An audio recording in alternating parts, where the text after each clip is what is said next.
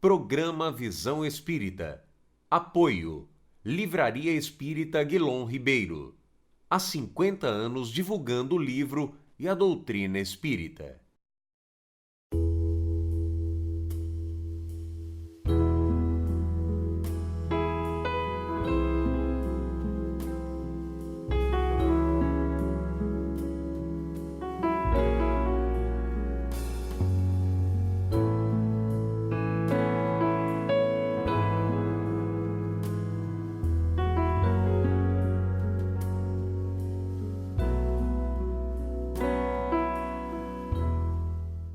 Até o próximo Visão Espírita.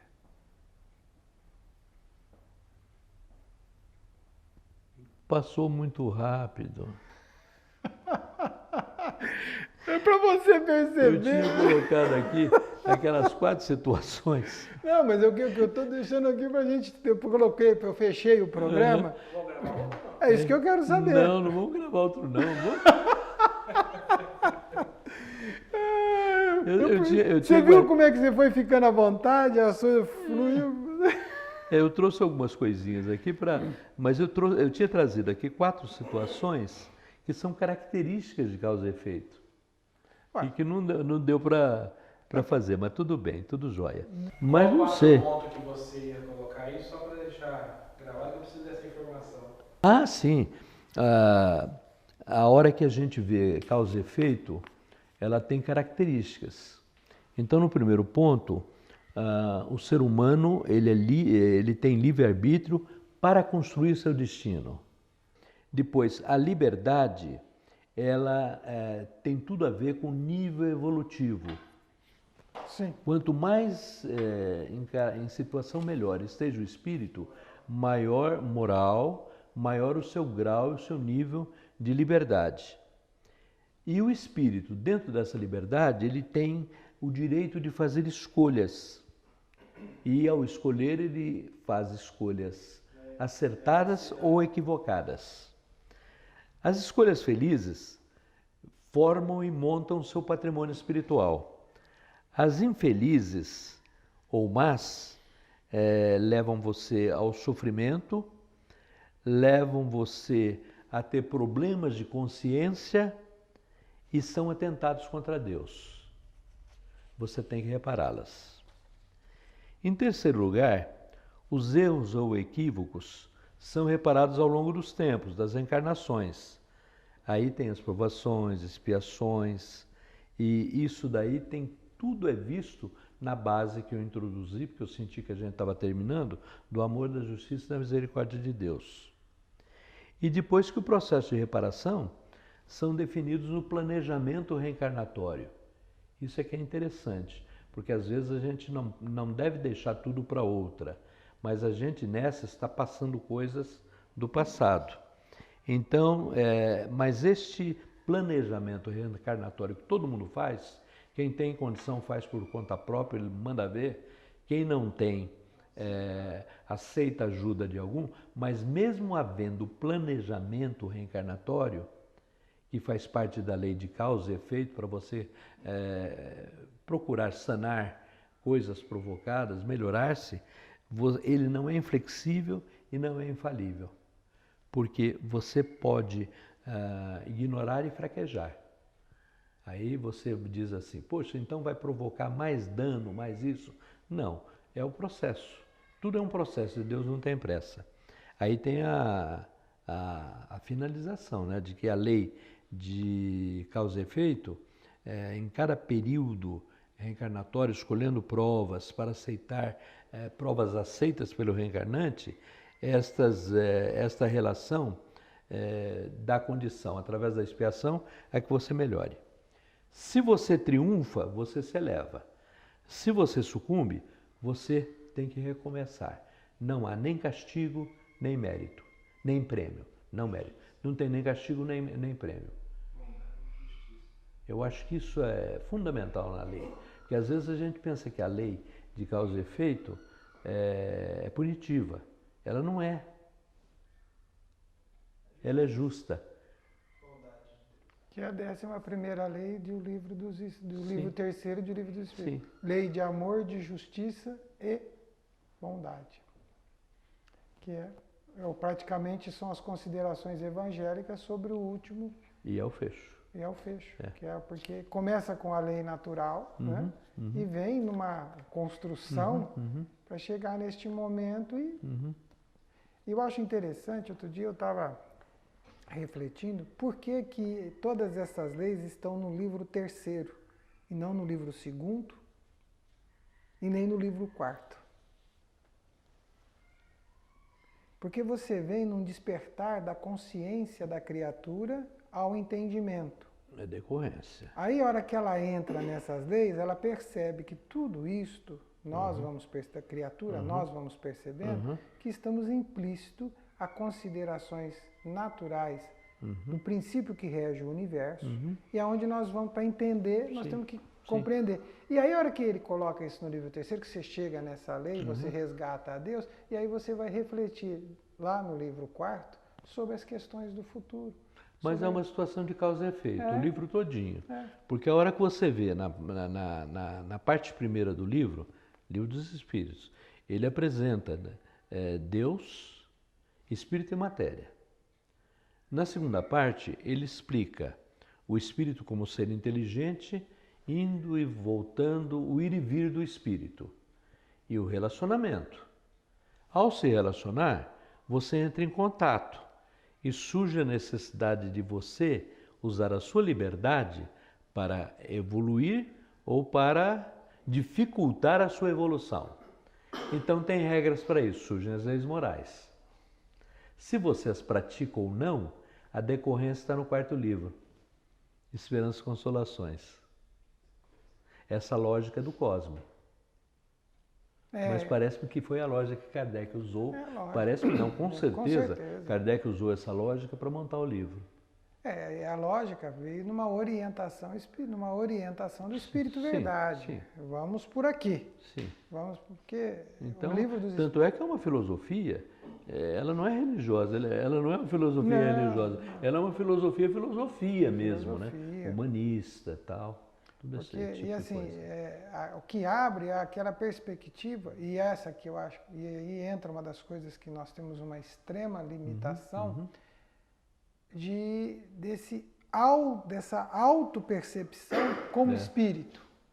Essa autopercepção como espírito. Nós estamos tão dentro do corpo, tão ligado a ele, tão comprometido a isto, tão ligado aos 5 sentidos, ao instinto, a essas relações, que as nossas, e aos impulsos que somos obrigados a sustentar por conta disto, que a nossa percepção, a nossa amplitude de enxergar como espírito se complica, se limita.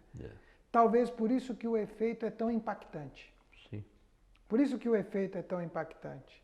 Por isso que nós vamos, às vezes, agindo no automático, nas circunstâncias, ao fato e aos acontecimentos, né? E depois, a hora que o tempo produz as suas reações, é que nós vamos, às vezes, parar e pensar, inclusive, nas causas. E a reparação é um processo educativo. Quer dizer, aí, inclusive no móvel das ações humanas, ele fala sobre isso. Então, o reeducar-se, o princípio de educação, dos hábitos, de tudo isso para... É muito bonita a doutrina, né? E a nossa existência, ela tem características de causa e efeito. Sim. Ela é causa do nosso futuro e das nossas próximas existências. Ela é causa. Por quê? É natural isso. Então, ao mesmo tempo, nós temos numa atual existência causas, porque estamos cuidando do nosso presente e do nosso futuro. Então, se olharmos aí, é por isso que aquela pergunta, qual os limites? Assim, o limite abre o horizonte, e aqui é causa. E também é natural o efeito.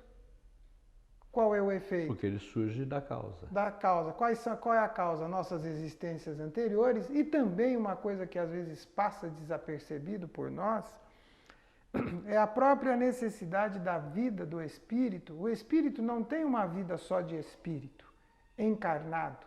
ele tem uma vida de espírito na erraticidade, que é a sua vivência no mundo espiritual, ao qual ele continua agindo, atuando e gerando causas. Porque às vezes se faz o conceito de que o espírito, estando no plano espiritual, ele está isento ou imune a estas leis, de maneira alguma. Elas continuam existindo, porque ele continua agindo, ele continua atuando.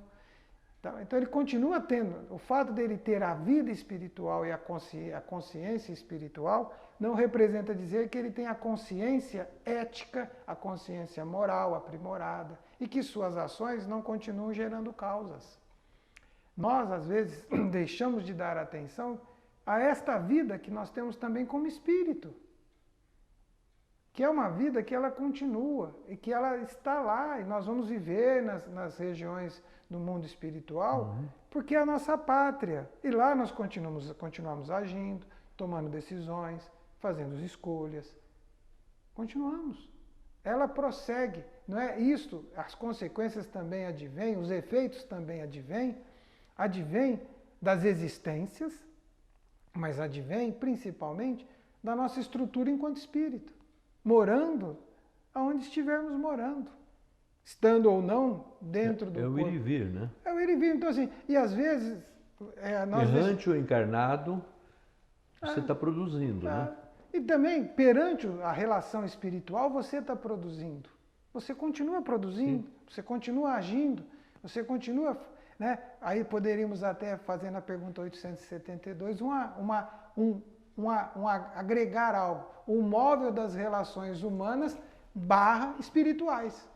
Porque nós continuamos nos relacionando. Essa questão vai continuar, ela é uma persistência do progresso. Você está considerando que nós estamos vivendo, provocando causas, criando causas. Sim. E com isso, movimentando o progresso da humanidade. Sim.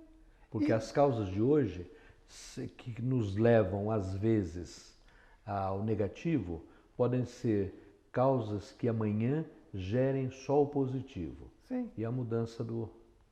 Aliás, Kardec trata disso no móvel. Sim. Porque esse exercício que às vezes passa desapercebido. E que e essa é uma das bênçãos que o Espiritismo e outras religiões também levam à criatura e levam a todos nós e deixamos de pensar nisto. Como um ser amplo. Nós somos mais do que estes, nós temos mais vida do que esta que nós conseguimos perceber. Nós acreditamos que às vezes quando dormimos, nos afastamos do corpo e vamos viver a nossa vida espiritual, que lá nós continuamos agindo, continuamos atuando, continuamos fazendo causa. E não quer dizer que o fato de estarmos distante do corpo, que mudamos. Que os nossos princípios, que os nossos conceitos, que nós não mudamos. Isso continuou existindo, continuou acontecendo. Então, perante essa beleza do Espiritismo, é dar a nós a visão macrocósmica, como um ser maior.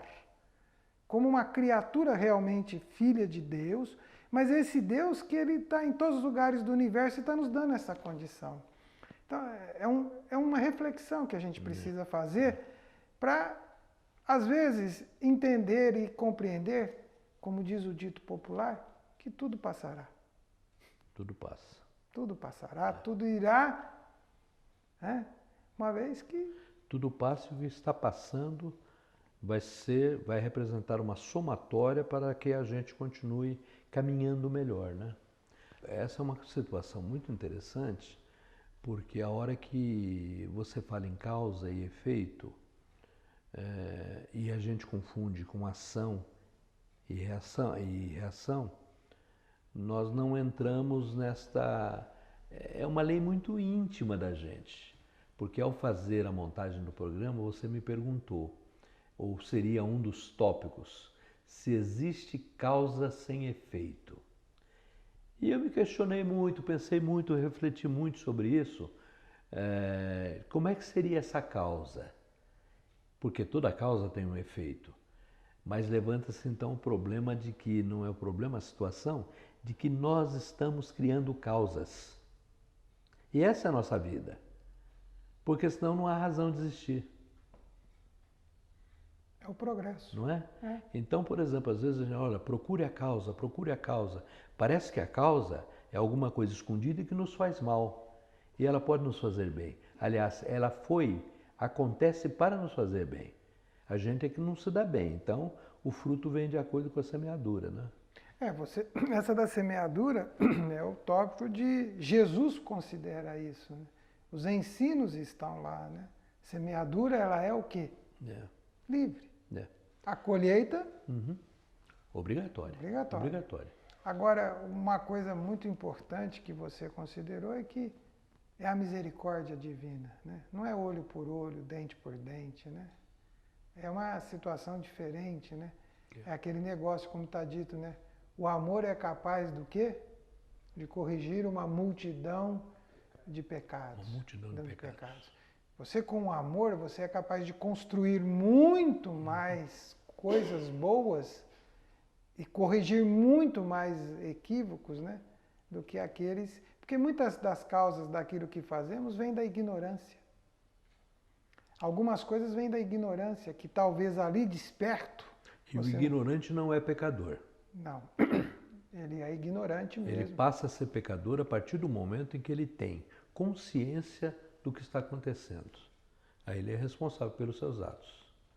A lei mesmo humana diz isso com relação aos primitivos, a indígenas, tudo isso tem as suas considerações especiais. Isso é muito bom.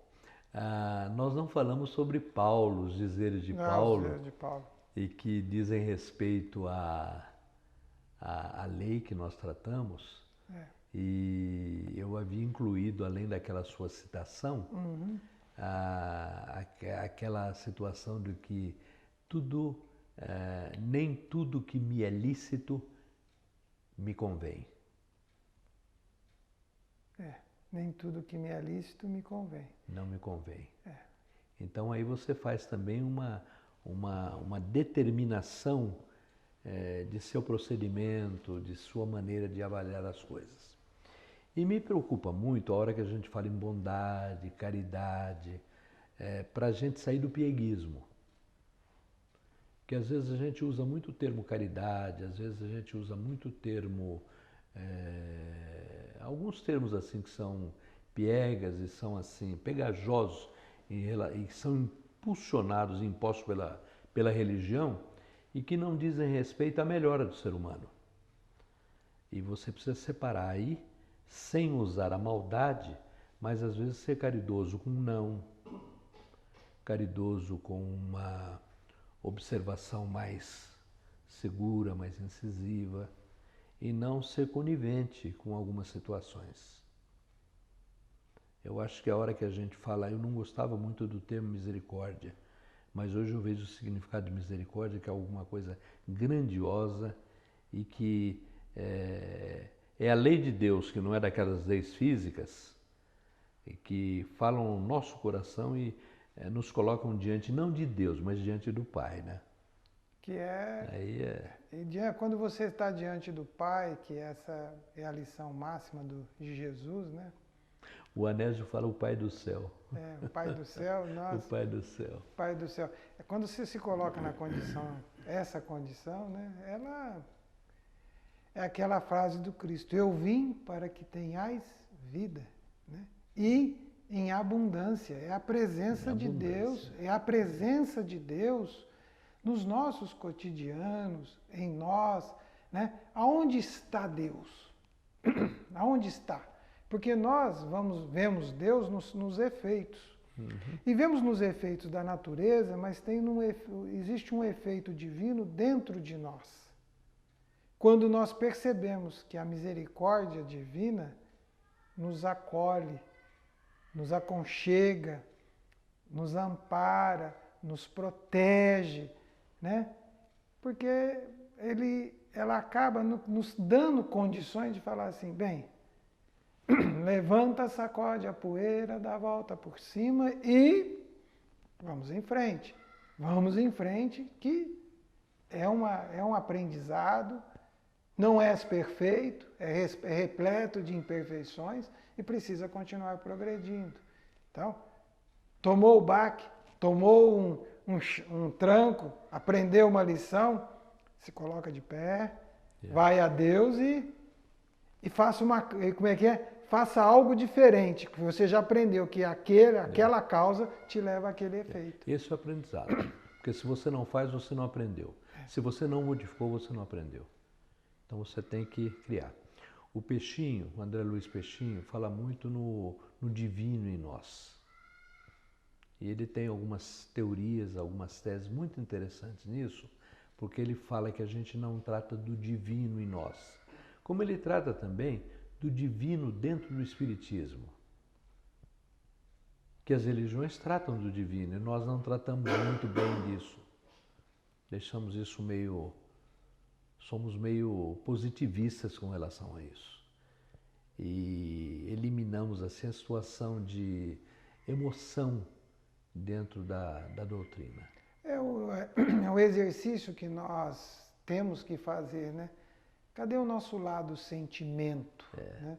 Nós temos o nosso lado intelectual, o nosso lado razão. Às vezes eu me preocupo um pouco, é uma impressão pessoal, quando o intelecto, né? Quando o intelecto deixa de ser doce.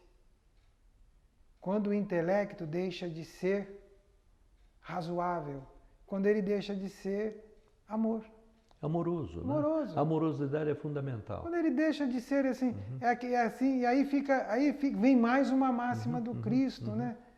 A quem muito foi dado, aí às vezes esse muito foi dado vem também no lado da intelectualidade, no lado do conhecimento, na facilidade de compreender, entender. Então isto vai ampliando, né, a noção de compreensão, de entendimento, de tolerância, né, de assertiva para com as situações.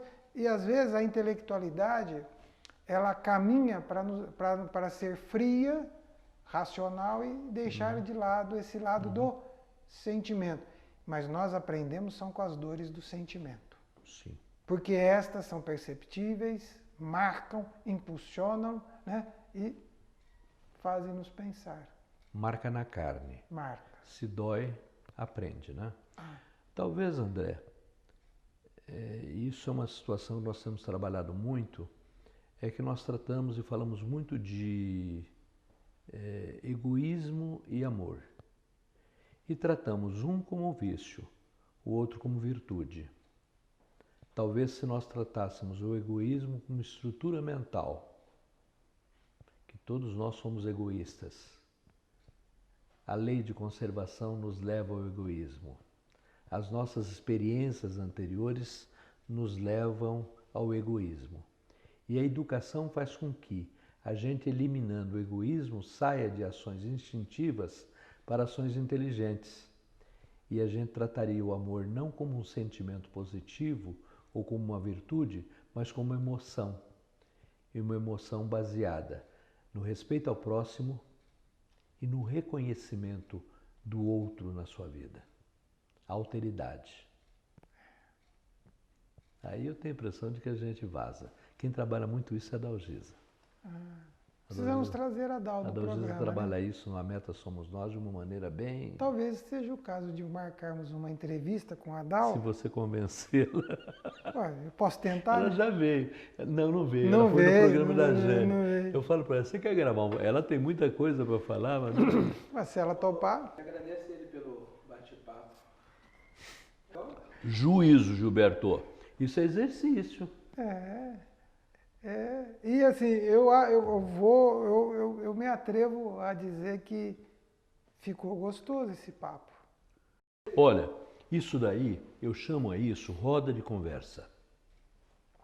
Que foi uma coisa que eu vi, não aprendi, porque ele tirou de algum lugar, na Bahia com o Peixinho. Onde existe um tema, as pessoas, 2 ou 3 pessoas, rapidamente expõem pensamento sobre o tema e depois conversam. Onde a conversa é mais importante do que os minutos em que as pessoas expuseram sobre o tema. E eu acho que temos feito isso no preparo das palestras dos expositores. Porque de primeiro ia alguém para expor o tema e preparar o tema. E ele dava de catedrático. Inclusive batiam palma pela apresentação. Empombava o cara, né? É natural isso. É natural. Agora nós estamos fazendo rodas de conversa. Então o pessoal leva o material, é muito aberto, não se fecha nada. A doutrina espírita não fecha nada, né? Não. Só os princípios. Mas que não estão fechados. Eles são, se alguma hora houver aí uma mutação, uma evolução que a gente possa entender diferente e tal. Mas é excelente, viu? Nós estamos, olha, a reunião é feita para 1h30, mas não acaba. O programa Visão Espírita agradece ao Balieiro por este papo amistoso, agradável, confortante e esclarecedor. Nos sentimos sentados com você aí na sua sala, no seu ambiente do lar, dividindo com você pensamentos, valores, conceitos e aprendendo junto. Grato ao Balieiro, grato a você por estar nos assistindo. E Jesus está no seu lar, mas está dentro de todos nós. Que assim seja pela bondade do Pai. Muito obrigado pela sua audiência e pelo seu carinho. Muito obrigado, Balieiro, pela sua presença. Poxa, essa meia horinha aqui daria um programa. Hein? Ele gravou. Está gravando? Gravamos um programa, batendo papo.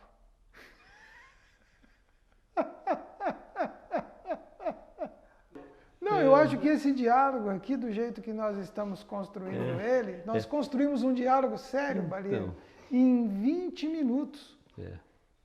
Deu 20 minutos de bate-papo, que eu não sei. Ficou meio assim... Ficou solto. Né? Solto, mas objetivo, né? Então, assim, eu acho que isso, se dá para nós fazermos uma reflexão depois sobre isso. Eu percebi que ele continuou gravando.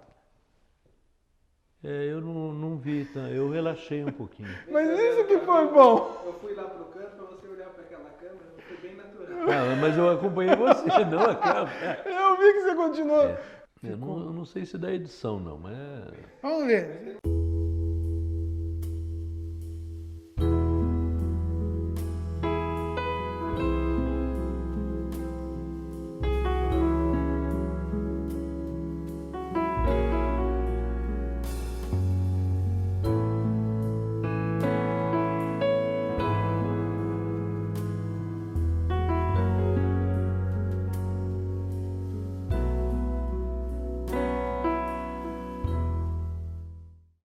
Programa Visão Espírita. Apoio. Livraria Espírita Guilom Ribeiro.